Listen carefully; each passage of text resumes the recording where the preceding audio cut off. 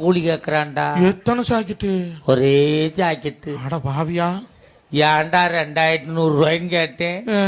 Sir, உங்க teacher ஜாக்கெட்ல ஜன்னல் வைக்க சொல்லியிருக்காங்க. ஆசாரி கூலி 1100, கொத்தனார் கூலி 800, என் கூலி 300 நான்டா. சரி, கொடுத்துட்டு வந்துட்டேன்டா.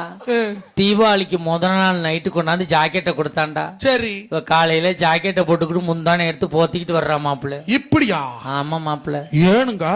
ஜாக்கெட்ல ஜன்னலை பின்னாடி வைக்கணுமாமுல. எது மாத்திட்டான்டா. என்ன வெட்டிங்க? ஏன்டா அப்படி பண்ணான்னு கேட்டேன். வாஸ்து சாஸ்திரப்படி ஜன்னல் அங்கேதாச்சா இருக்கணும் அப்படிங்கிறான்டா. அது சரி.